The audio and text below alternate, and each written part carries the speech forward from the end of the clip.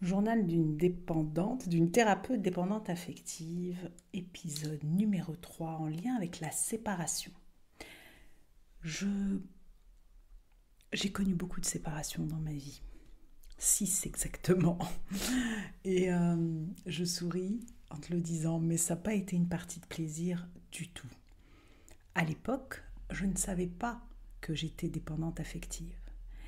À l'époque, je pensais que c'était normal de rencontrer quelqu'un d'autre après une séparation, voire je voyais ça comme un cadeau de la vie qui me donnait la possibilité d'avoir la bonne personne cette fois-ci. Évidemment, tout ça est un leurre parce que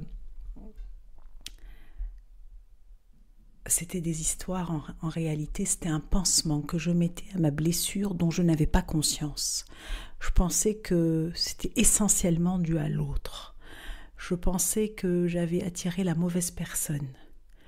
Je ne me remettais pas vraiment en question, et en tout cas pas assez, jusqu'au jour où une séparation m'a permis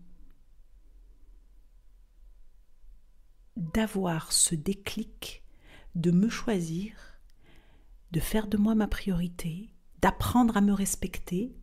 J'ai ressenti une détermination en moi de dire stop, stop, j'ai été trop loin avec moi. Et les séparations dans ma vie, et particulièrement celle-ci, m'a permis, au-delà de décider, m'a permis de tomber amoureuse de moi. Et ce qui m'a permis de tomber amoureuse de moi, ça a été la séparation en elle-même et aussi un phénomène de yo-yo avec mon ex, qui m'a permis d'enlever peu à peu les voiles de l'illusion. En fait, j'étais dans l'illusion de croire, en tout cas la partie de moi blessée qui était en manque viscéral d'amour, était dans l'illusion de penser que l'autre, de par son potentiel, était la personne qui me convenait, était la personne dont j'avais besoin, et ce mot est utilisé volontairement, parce que c'était mon ressenti. J'ai besoin de toi, j'ai besoin d'être en lien avec toi, versus j'ai envie, qui change tout. Et j'étais dans l'illusion de penser que cette relation allait se transformer, allait changer. Souvent, on va avoir notre ex qui va nous dire « non, mais là, j'ai changé, tu vas voir, j'ai pris conscience, je suis plus le même, j'ai travaillé sur moi. » Et toi, tu as envie d'y croire, tu n'as qu'une envie, c'est de croire en ce couple. Et plusieurs choses te donnent envie de croire en ce couple. La partie blessée a envie d'y croire parce qu'elle a mal. Et elle ne supporte pas le rejet ou l'abandon. Elle a envie de croire que c'est possible à nouveau. La partie blessée est aussi dans l'illusion d'un couple parental idéal, qui n'a pas existé et qui n'existe pas et auquel elle a envie de réparer à travers ses relations. Tout ça, c'est pas conscient, évidemment. La partie blessée a envie qu'on l'aime. Et comme quand tu portes le rejet ou l'abandon, tu t'es construit avec, quelque part, être aimé, c'est être rejeté. Être aimé, c'est être abandonné. Être aimé, c'est ne pas être respecté. Être aimé, c'est ne pas être accepté. Être aimé, c'est être pas entendu, c'est être maltraité. J'utilise ce mot volontairement. La maltraitance, elle a plusieurs formes. Il y a la maltraitance psychologique, la maltraitance physique.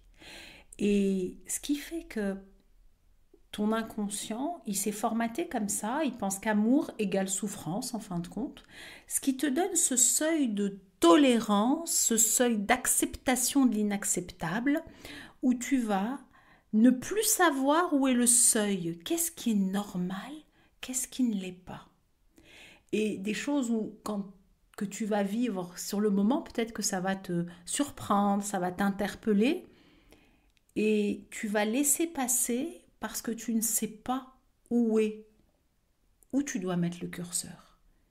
Parce que le curseur, tu l'as mis quelque part dans un seuil c'est une normalité, alors que c'est pas du tout une normalité. Et c'est une forme de maltraitance, mais qu'on va accepter. Ajoute à ça nos antennes, parce que souvent on a une nature hypersensible, je vais te parler de moi, qui fait que facilement tu te mets à la place de l'autre et que tu vas facilement comprendre l'autre et accepter qu'en fin de compte, il ait pu agir ainsi. Alors que c'est juste pas du tout acceptable.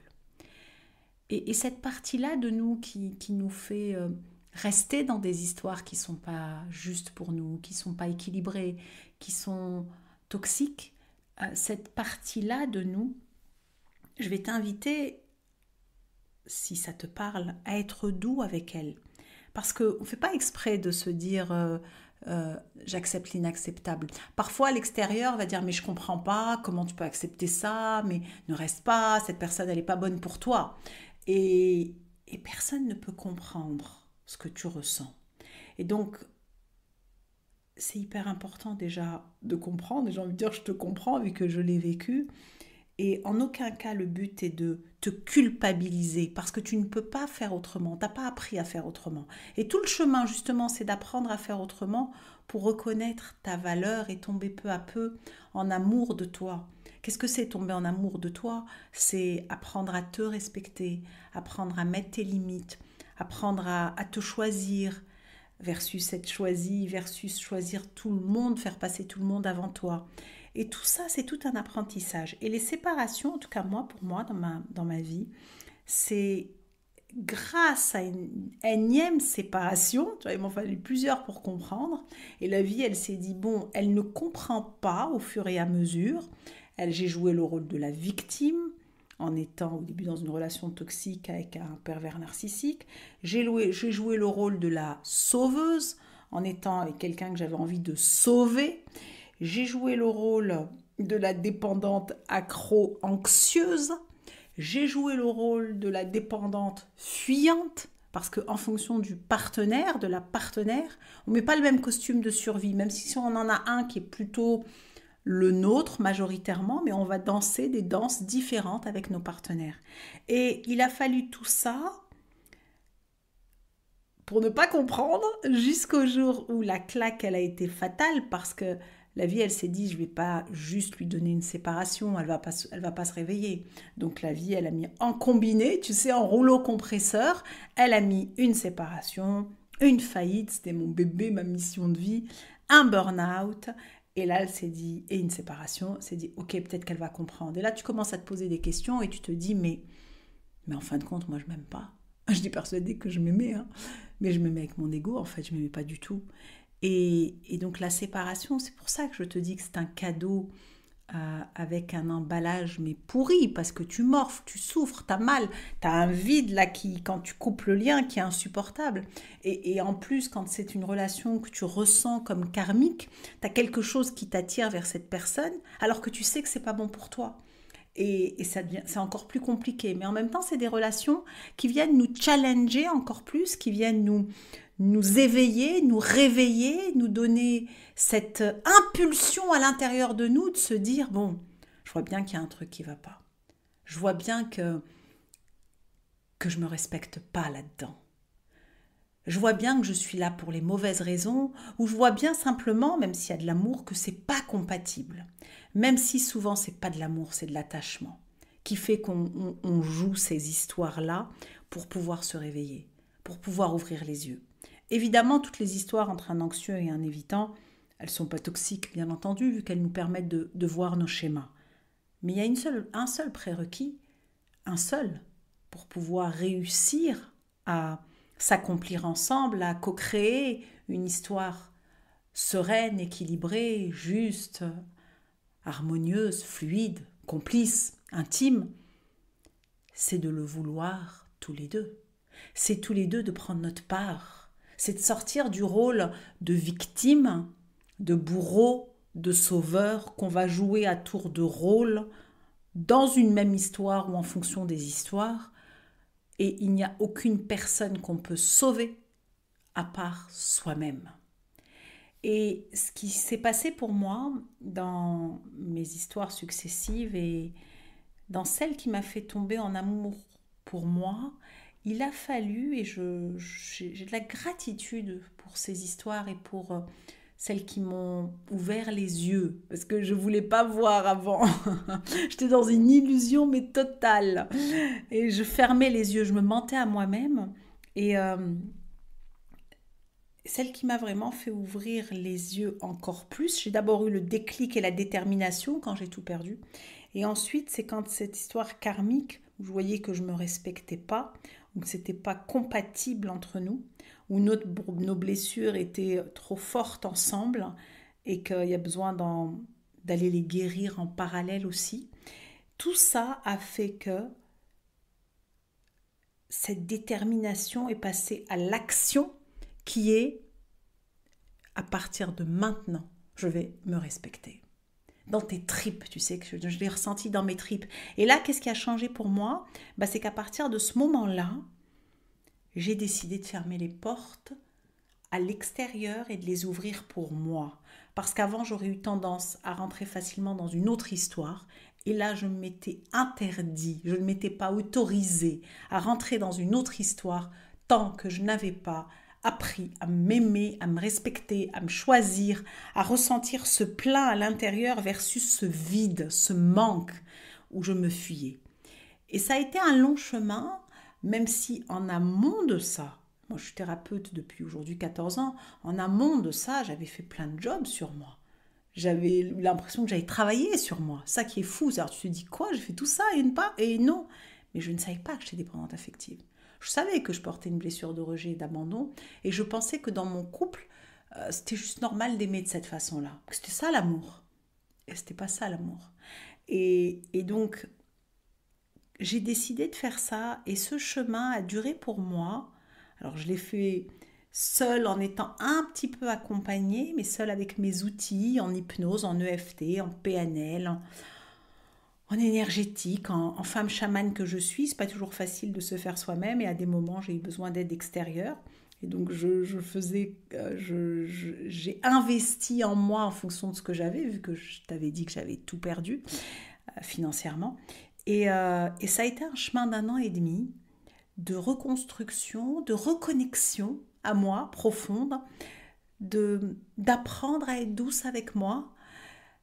Et c'est tout ça que je te partage et que j'ai eu envie de mettre dans mes programmes en ligne pour que tu puisses avoir ça sous la main. J'aurais rêvé avoir un kit comme ça qui m'aide à toute heure du jour et de la nuit à aller soigner encore cette petite fille tétanisée, apeurée, ô combien seule et qui se sentait pas aimée, qui se sentait pas importante, qui ne se sentait pas adaptée à cette vie-là.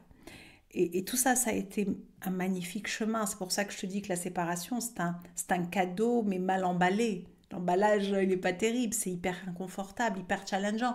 Ça demande beaucoup de courage. Beaucoup de courage, mais ce courage, tu l'as déjà parce que, en tout cas, moi, je l'avais déjà aussi parce que dans ma vie de tous les jours, je suis résiliente, courageuse, battante, entrepreneuse. Donc, il fallait juste l'utiliser, enfin, juste, ça a été tout un chemin, mais l'utiliser pour cette partie de moi blessée. Jusqu'au jour où je suis tombée en amour pour moi. Et je suis sortie de ma douche comme tous les jours. Et ce jour-là, je me suis vue en fait. Je me suis vue, j'ai vu mon être, j'ai vu mon âme, j'ai vu la beauté de mon être. Et là, j'ai eu un coup de foudre amoureux. Ça paraît bizarre comme ça, mais c'est incroyable. Et je me suis trouvée tellement belle, une beauté qui vient du cœur.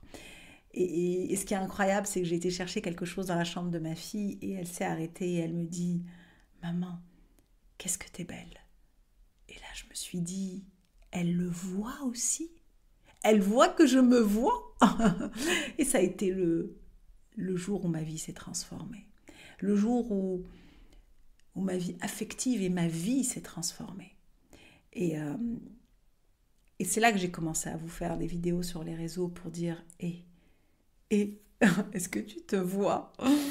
Et juste pour t'inviter à accueillir ce qui t'arrive dans la vie, une séparation, une épreuve, comme un beau cadeau pour te rencontrer. Je serais jamais allée me rencontrer si j'étais restée dans une relation qui n'était pas bonne pour moi. Je me serais contentée, je n'aurais pas été au fond de moi, j'aurais pas eu le courage de plonger dans le vide, j'aurais pas eu le courage d'aller moi m'occuper de cette part parce que j'aurais toujours compté sur l'autre. J'aurais quelque part joué un peu le rôle de victime et puis je serais passée en bourreau, puis je serais passée en sauveur, ce que j'ai fait pendant de nombreuses années. Et et quelque part, grâce à la séparation, j'ai pu ouvrir les yeux et décider et être déterminée, parce que combien c'est inconfortable, à me choisir et à apprendre à m'aimer. Donc je ne sais pas si ça te parle, ce que je te raconte, mais ce que j'ai envie de te dire, c'est il y a besoin de sortir de l'illusion, il y a besoin de réparer notre enfance, il y a besoin de sortir de l'illusion, mais avec douceur, parce que on est tellement dedans quand on est dans la blessure que quelque part ce triangle de Karpman il est automatique, donc on voit pas parce qu'on est dedans. C'est difficile d'être dans un rôle et de savoir que c'est un rôle. Et d'en avoir conscience, ça veut dire sois douce ou doux avec toi, parce que euh, la culpabilité peut venir sinon, ou aussi de te sentir pas compris. Si quelqu'un te dit mais arrête ton illusion, tu vois bien que ça va pas, mais qu'est-ce que tu fais dans cette histoire? Toi tu le sais déjà, mais t'as pas envie de le voir parce que ça fait trop mal. Ça veut dire que si tu le vois, ça veut dire que tu vas vraiment te sentir rejeté, abandonné, seul au monde. Et donc tu vas venir appuyer sur ta blessure d'enfant et c'est insupportable. Donc tu vas pas vouloir le voir, pas vouloir, pas pouvoir, c'est même pas vouloir, pas pouvoir le voir, pas pouvoir l'entendre, et c'est normal. C'est juste normal. Donc je t'invite à mettre de la douceur avec cette partie-là, parce que cette partie-là, elle sait pas faire autrement. Elle sait, pour elle, amour égale souffrance, donc ça paraît normal. Et ce curseur qui accepte l'inacceptable, il est vachement élevé, il est complètement déséquilibré. Et petit à petit, il y a besoin de réapprendre à le mettre au milieu pour toi. Parce qu'amour n'est pas souffrance. Amour égale respect, égale acceptation, égale douceur. Voilà ce que j'avais envie de te partager dans cette partie de ma vie sur les séparations, qui ont été de beaux cadeaux. Pas à vivre, hein, pas à vivre. Et tu vois, il a fallu que j'en vive plusieurs pour m'interpeller. Tu vas dire, mais elle fait partie du club des coconnes, mais oui, oui, oui, oui, en amour, oui. Oui, quand t'es dans la dépendance affective, oui, mais j'ai médaille d'or, médaille d'or. Et, euh, et donc, il a fallu tout arrêter. Et pourquoi je te fais ce partage-là? Pour que peut-être toi, t'en arrives pas là. Peut-être que toi, tu te dis, tiens, est-ce que au fond, si je me mens pas, est-ce que je me respecte dans ma relation? Est-ce que je vais loin dans l'acceptation? Est-ce que par peur de perdre, je me suradapte et je mets de côté ce qui est important pour moi? Est-ce que je pense au fond de moi que je mérite d'être aimée? Est-ce que moi je m'aime tel que je suis? Et si la réponse est dans le sens du désamour, c'est ok. Tant mieux, j'ai envie de dire, de le voir maintenant. Et petit à petit, avec douceur, d'apprendre à t'aimer, à te voir, à vivre ta vraie vie. Parce que quand tu tombes en amour pour toi, là tu prends ta place et t'es libre. T'as une liberté d'être, t'as une authenticité, tu vis ta vraie vie. Tu restes pas avec quelqu'un en étant la personne que la personne a envie que tu sois. T'es juste toi. Et peut-être que t'es avec la bonne personne, peut-être pas. T'apprends à mettre tes limites. Et dans une histoire, on est deux, là c'est la thérapeute de couple qui te parle, on est deux à prendre notre part. S'il n'y en a qu'un, ça ne marche pas. Il y en a un qui va s'éteindre, qui va se faner, qui va se flétrir, qui va s'oublier, qui va rester ou pas. C'est ton choix. Voilà ce que j'avais envie de te dire sur la séparation. Et tu as le choix. Tu as le choix de te choisir. Et ça peut être un et, évidemment, dans la vie, c'est pas un ou. Ça va dépendre de l'histoire que tu vis. C'est j'apprends à m'aimer et j'apprends à mieux aimer. Et c'est ce qu'on voit ensemble dans les parcours, dans les programmes, où autant d'aller comment s'occuper de notre enfant intérieur, comment voir celui de notre partenaire, comment se reconnecter avec notre cœur et grandir ensemble. Parce qu'en fait, cette part de nous qui est blessée, elle n'a pas envie de grandir. Elle est tétanisée, elle veut rester dans ses schémas et dans son, quelque part, une sorte d'auto-sabotage. Pas parce qu'elle veut saboter, parce que c'est ce qu'elle connaît. Et petit à petit, on apprend à faire autrement, on apprend à accueillir cette part de nous, à tranquillement lui enlever son costume de survie, de suradaptation, de modèle anxieux, de modèle évitant, pour tranquillement qu'elle reprenne sa place d'enfant, qu'elle s'amuse en toute sécurité émotionnelle, à plus jamais se sentir seule parce que tu vas être là pour elle, et créer des ponts avec l'autre, avec les autres. L'affect, l'affectif, la dépendance affective, elle n'est pas seulement en couple, elle est amicale, elle est familiale, elle est dès qu'il y a de l'affect. Et la séparation, même si tu écoutes jusque-là cette vidéo ou ce podcast, c'est que peut-être que ça te parle. Bien sûr que c'est pas facile. Tu vas passer par ces phases du deuil que tu pourras voir dans mon parcours séparation se reconstruire. Et il y a des moments où on est dans le déni, dans la colère, dans la tristesse, dans la dépression, jusqu'à être dans l'acceptation, et puis petit à petit la reconstruction, et la renaissance, le pardon. Enfin bref, c'est pas assez cyclique, hein, c'est pas linéaire, et ça revient. Et petit à petit, on va voir quel schéma j'ai rejoué, quelle est ma part, à quoi ça me renvoie dans mon histoire, dans mon enfance, dans mon adolescence, dans mon transgénérationnel, pour justement aller en faire quelque chose, aller le soigner, aller l'apaiser. Il y a besoin d'être accompagné, oui, mais déjà d'en avoir conscience et de le vouloir. Sans ça, on ne peut rien faire. Pour pouvoir tomber en amour pour toi. Et ça, c'est le plus beau cadeau que tu peux te faire.